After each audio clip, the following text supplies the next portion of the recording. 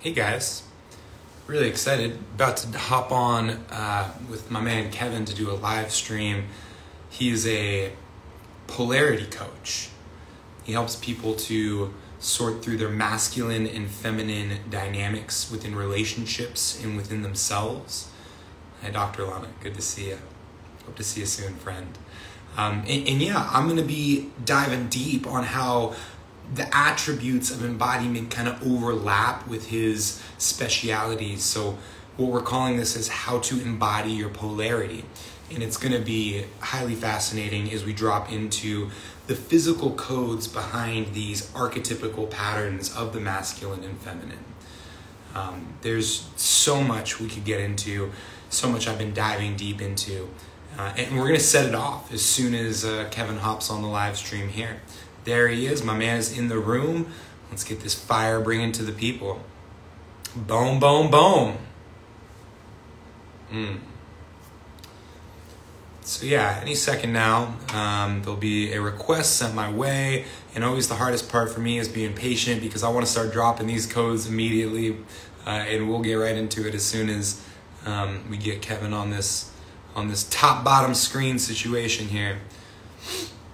So, and if you guys have any questions on any of this stuff, any particular areas of focus that you want us to dive into, feel free to ask us as we're going through the stream. I will be I'll be answering any questions you guys have. We got Kevin's request coming through here now, so click and view requests, and we are live with the people. Okay, looks like I just added your request.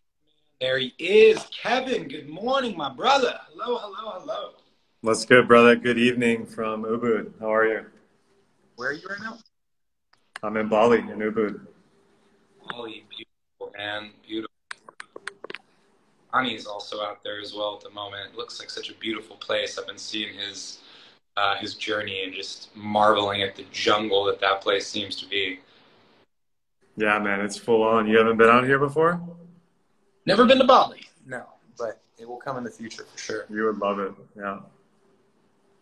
Man, thanks for hopping on with me. This is a topic I feel like you are incredibly suited to discuss with me, and something that, has been arising in my personal practice and exploring. And mostly I'm just excited to exchange codes with you on, what it means to literally embody these archetypical polarity patterns.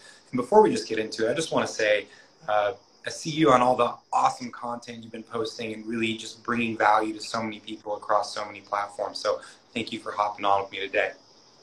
Appreciate it, man.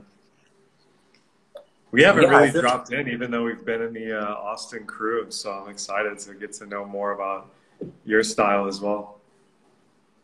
And I guess what I tend to hold as a distinguishing factor of my particular medicine and practice is this element of body prioritization, right? This belief that everything that we are kind of stems from our physical self. And, and it's somewhat obvious despite what the world may be trying to program us to think. When you look at a masculine and feminine body, that there is a tendency towards certain characteristics that manifest those energetic patternings in their physical form. So much more. I'm just gonna start unloading on you here, and really excited to hear your perspective on it. But I wonder, before I just start going full steam on the things that have been ruminating in my head, how do you think about the embodiment aspect of what you teach? I mean, you kind of said it, man. The body is the ultimate technology. It's the ultimate sacred site. So the soma, the body, will tell all. And the polarity, masculine, feminine, it's very evident when you're at the body level. And I'm not talking about even anatomy and genitalia. I'm just talking about the lived experience of where sexuality, desire, emotion, healing, all of it takes place in the body. Thinking takes place in the body. The mind and the body are not separate. Embodied cognition of the nervous system, scientifically even, our mind is distributed through our body. It's not just this little place up here. So no matter if you're looking at it philosophically, you're looking at it metaphysically, it does all come back to somatics. And so I would agree with you. That's the primary site of polarity. Of course. And what I think gets really fascinating is when you start to consider, all right, the body is the source of all this stuff. Now, say we want to develop certain attributes or characteristics. How do we do that through the body? And I'll give you a really interesting example. I had a client of mine. She was a girl, but she was highly in her masculine and, very career driven, very linear thought processes. And she tasked me with wanting to tap in more to her feminine nature. And this took a little bit of consideration. I was like, all right, how do we train to help you get more in your feminine? And what I came to realize is there is a connection between spinal joint articulation and capacity and the flow of feminine energy. So when someone is very stiff in their central column, it's like very masculine and rigid. And when they're super flowy and loose in that central column, it can start to open up more of that feminine flow of energetics. So we literally started to train her spine, started to train the individuation of each of those joints so that they had more articulation potential, and then started to teach her how to control them in less linear holdings and more parallelogram, flowy, curvy sort of ways of moving and control. And it the effect was almost, not instantaneous, but it happened very quickly over the course of a few weeks, where she started to be able to tap more into that feminine nature just by simply embodying that physical attribute. So that's kind of a starting point that I found really interesting. Yeah, no, I mean, I think you nailed it. And this is well described in the work of Wilhelm Reich and Alexander Lowen, who I'm sure you're familiar with in bioenergetics and that whole theory set. It's all about musculature, posture, and fluid dynamics, right, in the fascia and the body. I think that's real. And, when you see a woman who is very masculine, right, or you see a man that is very feminine, you can see it in how they walk and how they move and how they dance. I can see it by the tone of their voice and how they speak. That's more of where I go. It's more of the psycho linguistics is where that's my field. But the posture stuff is huge. And I know from training with Elliot Hulse and going deep into bioenergetics that it's all there in their character structure, right? So I think, there's a lot of, and that's not really been well studied. I don't know of a lot of work that goes into polarity in terms of the posture, Well, I do, and I'm excited to share it with you. But, to keep this kind of like a two-sided exchange, because I could just unload all this stuff that's been ruminating in my head. Tell me more about the language aspect you're talking about. How does that show up? Yeah, I mean, a lot of it's tone. So I'm sure we've all, been with someone with tonality. The masculine tonality is direct, it's decisive. It creates discrimination and distinction. It's logos. You can feel it in the voice. You can feel it in the style of speech.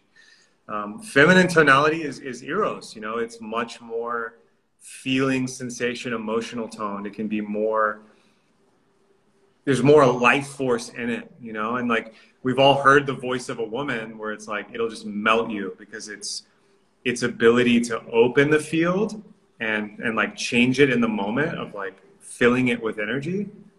That's that feminine tone. And so to me, it's that it's not always the whole story. There might be someone who has the voice part down, but maybe they are energetically or behaviorally more disposed to the other polarity. So it's not necessarily a rule of thumb.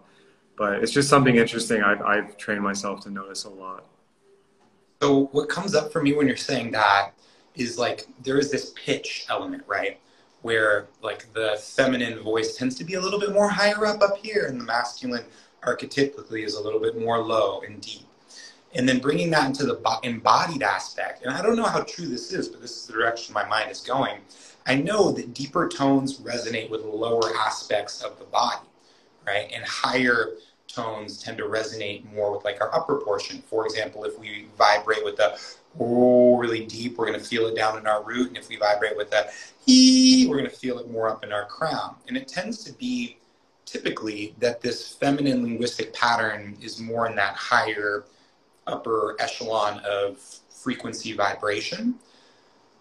And I've never really considered this before, but do you think there is a connection between the masculine and the lower root and the feminine in the upper, like more ethereal spaces? Because I never really considered that directionality of like the uprising from our bottom to the top to have a relationship to the masculine and feminine until you just said that right now. I think there is a relationship. There's definitely some kind of correlation there. It is a both and thing, right? Because you could flip it the other way, right? The masculine logos, the mental faculty of strategy, leadership, containment is more of that higher. Whereas the feminine of eros, nurture, intuition, the womb, wisdom is the lower, right? And even think about heaven and earth, right? The yang principle in Taoism, right, is heaven, masculine, yin is the earth, feminine. So there's a both and there that you can play with. I think in the tonality, the pitch, like you're saying, there is something there. It is interesting to think about. And that's another interesting lens to kind of explore okay, so we have this kind of mapping where like the higher pitch is higher up physically on our body. And we also kind of relate the more emergent elements of our embodiment, our psychosomatic state, our thinking mind with like a higher up thing. Whereas like our more grounded physical somatic elements seem to be kind of lower on that chain of emergence. And it does seem like the logical capacity is more on that higher up scale, less away from the felt sense than the emotional, feminine, receptive capacity. So this attribute of directionality and then like polarity kind of is like forming an interesting graph matrix in my mind where we have like this up and down, but also it's a left and right, kind of the masculine and feminine. And they are interestingly intertwined. And I think most of us, are pretty aware at this point that the left side of our body is associated with the feminine, right? And the right side of our body is associated with the masculine. That's pretty common. I think what's interesting to know is that it's not necessarily a left or right thing, because it actually is our right side of our brain that controls our left arm and our left side of our brain that controls our right arm. So it's not inherently left or right. That's just like how it manifests inside of us with this crisscrossing pattern. Yeah, so much more I could say on that. How do you, let's say you want to tap into your more feminine side, how do you do that physically? Yeah, physically, this is how I would do it, like how I did it today or days where I want to like surrender. That's my like feminine power word, or like that's how I access it. It's like I want to receive, I want to surrender. So I probably want to open my posture up. I might want to do a practice where I can go into receiving energy. So that might be dancing. That might be a more feminine style of meditation where I'm not really trying to achieve anything. I'm just being receptive. I'm just sensing. I get a lot of body work done. I mean, here in Bali, it's incredible. So that's very feminine to me. It's like, all right, I'm going to like literally love my body, love my soma, and receive nurture. So that's a way I can receive as well. And then final movement you were talking about earlier is definitely valuable. So a more feminine style of dance would be like ecstatic dance or like very improvisational dance. And that's one way that I could access feminine energy. So a few more codes on accessing the feminine, and then, it's kind of like the opposite kind of works for the masculine, right? If you want to enter your masculine, it kind of works to tension and rigidify and linearize your patterns of movement, whereas the feminine is kind of like more multidimensional, more flow-based, more improvisational, less structured, right? So like that can be literally integrated into the aspects of your movement practice depending on which attribute you want to check in. Also, do you ever play around with mudras? Are you a big mudra guy at all? I love mudras. Yeah, so one thing that came to me on a recent just download during a ketamine trip is I was playing with different mudras, and I recognized that we have a tendency to bring one hand dominant on top, right? So it's like I tend to always cross this direction. And by simply like switching the hand that was on top, I felt like, oh wow, I'm now tapping into that left side feminine energy a little bit more because it's my less dominant side. So I've been playing around with mudras, but switching the dominance of the hand to the side that I'm not patterned to, which seems to create a very novel stimulation. And since it is switching my left on top, seems to tap more into that feminine energy when I'm calling that forward. So that's a fun little. No, I know exactly what you mean. I do the same thing. I love mudras. Yeah. Another one is this relationship of our pelvis to our hips, right? This is a center of a lot of like sexual energy and openness. And I found that just by like tilting your pelvis back and kind of opening the space between your rib cage and your hip, you can tap more into almost like the feminine side of sexuality because this tucking of our hips kind of constricts that pelvis zone and kind of you see it as like people who are a tight ass. They say don't be a tight ass, right? It's like when you really underneath you're really firm in your rigidness, and when you tilt that up you kind of like open this up. And I'm sure you've experienced girls who are just like so open in that regard and they're just so tapped into their feminine potential. And it can go too far where it starts to create compression on the backside, and that can manifest a lot of stuff that is not being faced, like unconscious layers that are not being recognized because it's so open to the present in the moment. That's another aspect of, I would say, like that. You could call it feminine. I tend to notice it more in the feminine, but really it's like opening up that sexual side. Right. Codes. Yeah. No, I mean, the body level stuff is, for me, like dancing always comes up. Like dancing and martial arts are the two places I see movement and the embodiment of these poles, like we're talking about. It's just so obvious, right? And that's why I think a lot of people, in the conscious community, they love to dance with someone as kind of a courtship ritual, or like, it's ancient, right? It's not just the conscious community. Everybody likes to dance, and it's an amazing place to explore someone else's polarity or explore their dominant archetype, because it's going to come through their embodiment, almost more than their language. I've been playing with a lot of contact flow with my lady, which is one of my most recent forms of flow.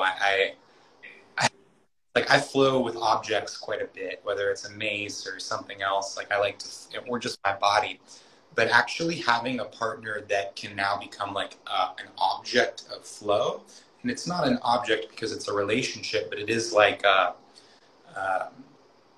it is an object that you're interacting with. Has been a really fascinating practice for us to explore, playing with different contact points and feeling our energy and our sway. And how it shows up in our dancing is, there's so much I can say. Well, for one, it becomes like almost my job to create a container for her, right? The masculine is like a containing. And how that shows up physically is like my arms get a little bit wider and around her and kind of embrace and hold her energy in while her energy is kind of swirling within that, extending out and pulling back. This is another really interesting concept I would love to drop on you as a polarity guy. I'm fascinated with what I'm calling portal dynamics. And this shows up on the dance floor. Like this is a phenomenon that seems to occur when you get a lot of witchy guys and girls together in a space and start to like go really deep. And it physically manifests as like a circle of masculine energy, like a more structured containing. And whether that's guys or girls, it's like normally it's guys kind of on the outside. And then it usually starts with like one girl kind of like opening up that flow, and then maybe she draws one other girl in, and then when there's two feminines kind of interacting, it starts to create this like energy that it swirls and spirals and invites outward and draws in while being kind of contained by this outer layer. And, you know, it's moving, it's vibrating, it's pulsating. And when you're in crowds, it's like very real. Holding space becomes not just Oh, a yeah. like concept. It's like we actually have to hold this space, because if we don't, then there's not room for this feminine to flow. So I've been calling that portal dynamics, and I just find it very fascinating. Yeah, no, I know exactly what you're talking about. I mean, and on the dance floor, it will just spontaneously happen, right? And like Shakti begets Shakti. So like once one woman starts dancing really powerfully, she becomes a, you know, a permissionary for all the other Shaktis to just jump in. And then when it really gets going, when the portal's open, you know, that's when it just jumps off. And I think that's what makes a good party or dance floor, is when that dynamic forms. Here's some more elements that seem to arise from it, right? There is a, like as the beat is building, it like consolidates. People start getting close and they start getting low. They start getting in, they start getting small. Like, and this is kind of the physical manifestation of that energy. And then as the beat drops, it kind of opens and expands and spreads out. And, you know, it's kind of this undulating, pulsing, when done right, energetic exchange that, you know, really encapsulates an embodiment of the masculine and feminine in a very interesting way. Right. I mean, it's in everything. That's what's amazing. I mean, it's natural law. It's like the law of polarity, the law of gender. You know, you can look at hermetics, or, you know, pick your like tradition, but it's literally there if you have eyes to see it, right? Like, you know, the dance floor, like the relationship of the DJ to the dance floor is a huge one of masculine and feminine. The relationship, obviously, of the masculine and feminine like dynamics on the dance floor. I mean, I'm sure you've been to many festivals and seen that play out. I mean, it's like, it's amazing. It's beautiful to watch. It's like watching a flock of birds, or like watching a school of fish, if you can see it that way. The most powerful magic I've ever witnessed. You know, and I believe it can be even more powerful when it's a little bit more consciously understood, and it's like, you know, oh, this is what's happening. Okay, let's make it happen, right? Because right now I see it so just intuitively manifest, which is why I'm trying to put like a structuring of language around it to help people like see this phenomenon out in the world, and then, you know, like create it. Because I think that's real. That's when the magic happens on the dance floor, man. And Totally. I fully believe that there is ways in which we can train our body to maximize different elements of this polarity. And whether it's a girl that like is just like completely without structure, right? She's just like so lost in the feminine that she's having a hard time like getting her life in order. I think by literally training her structure to like hold a steady posture, especially when like she's stressed under nervous system load. So this is a big thing for me. Like I will get people to the point where they're exhausted, they want to collapse, and then have them hold a posture, right? And I think that can really literally strengthen that masculine support system energetically from a place of our nervous system. Or maybe it's, you know, the opposite direction as well. And I think what's so powerful about polarity as a map is its simplification. It really like, it takes the world and it makes it super simple. You see everything in its complexity, but just through these two interacting elements. Right. I mean, we live in a duality dimension, like night and day, sun and moon, you know, masculine and feminine, man and woman, you know, life, death. There's all these binaries that rule the dimension we're in. And like non-binary, non-duality is awesome. Like obviously that's also a channel you can tune into, but you know, reality is not non-binary. Yeah. There's not just like one type of energy. Like night and day is the most obvious one. We literally have a cycle that nature is just constantly showing us. That's just happening. And so you get to dance within it. So once you just accept that and start to study and master, call it duality, call it polarity, you know, call it whatever you want, call it yin and yang, call it the dance, the art, the great work. There's all these names, but it's like playing with the opposites, playing with the poles, finding your position and footing, and then like you said, making it conscious so you can recognize the patterns. This applies to sex, this applies to money, this applies to the body, this applies to healing, it applies to, you know, your life cycle. Like you're going to go through, you know, in spiral dynamics, you're spiraling between two poles and then hopefully moving in a direction of growth, right? Or there's also the downward spiral, of course, too, if you're decomposing. But yeah, I mean, this is, I think a lot of people get caught up in the masculine, feminine stuff and like that trips them up. But you're right, it's so powerful as a viewpoint. Yeah, the people don't fully grasp the nature of how intrinsically polarity is tied into every aspect of the way we perceive.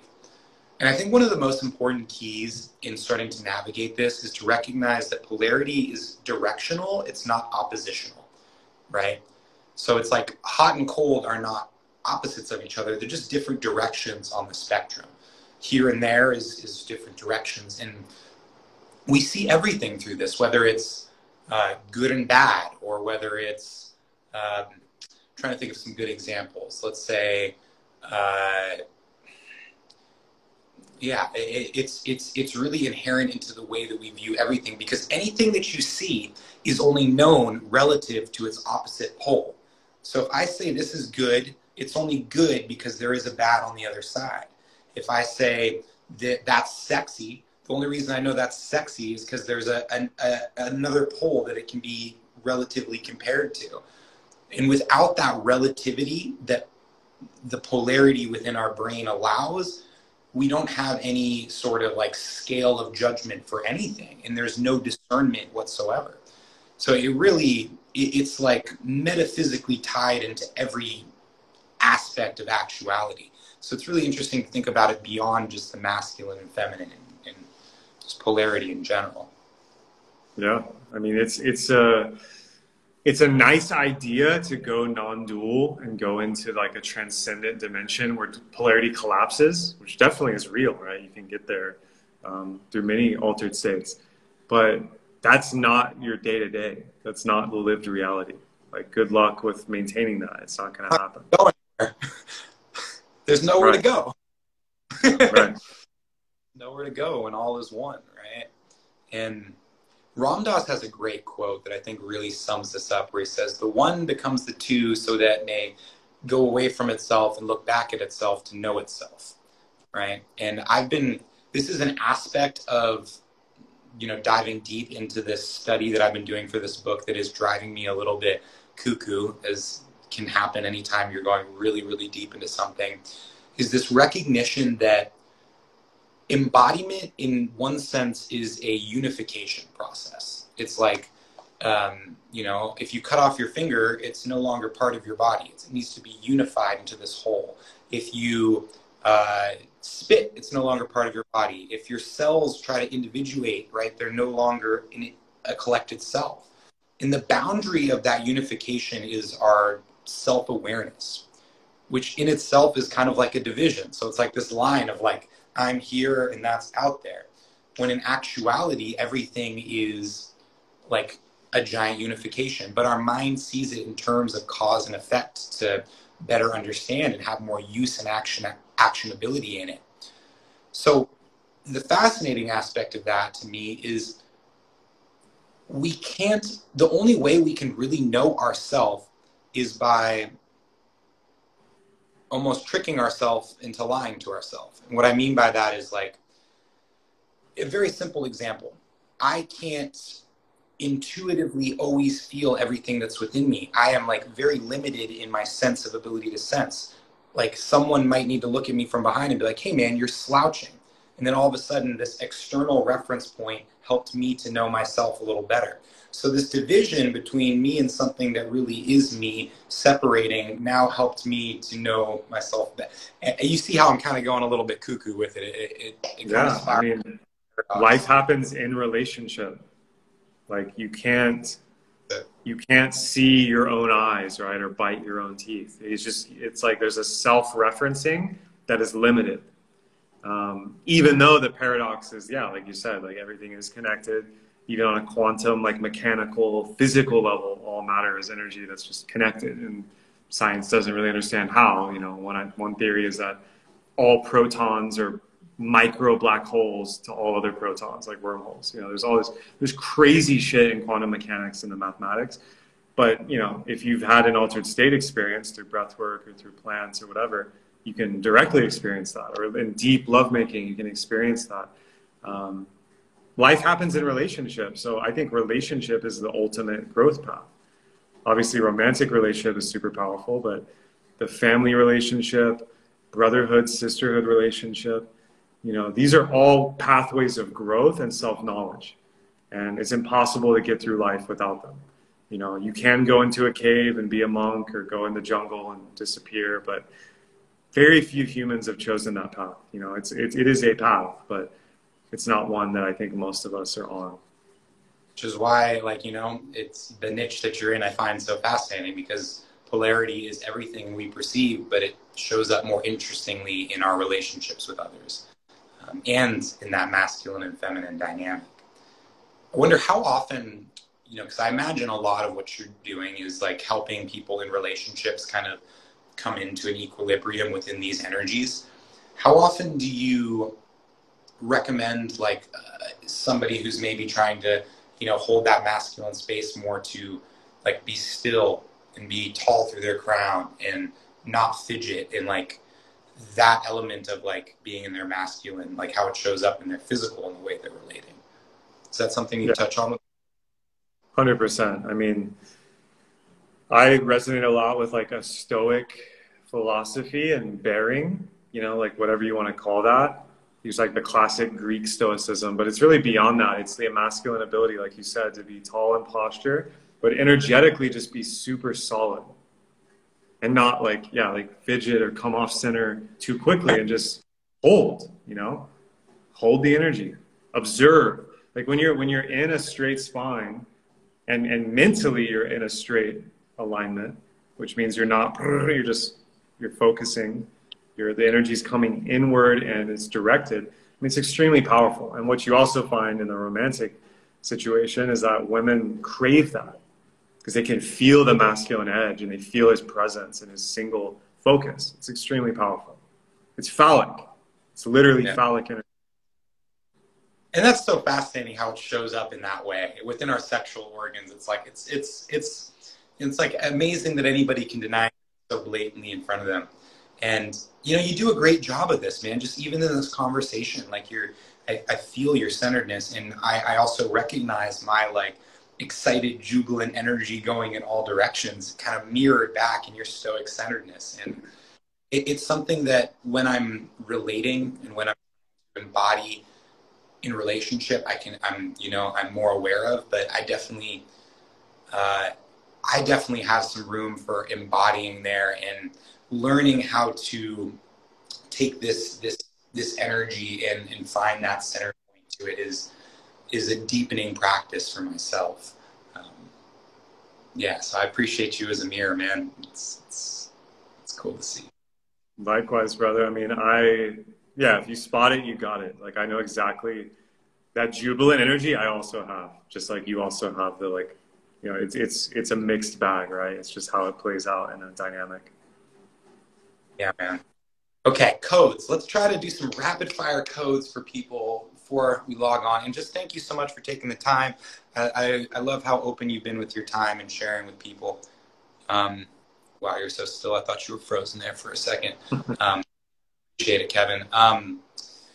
Rapid fire codes for people. Okay, we're going to go from the ground up, right? So first things first. If you're light on your heels, you're a little bit more bouncy. You're a little bit more in that higher energy state. You're a little bit more in that feminine, open, jubilant energy. If you're heavy on your heels, you're grounded on the ground. That's more of a sturdy, stabilizing, let's say masculine sort of way. So this distinction between where your feet place on the ground can sort of play into this energetically.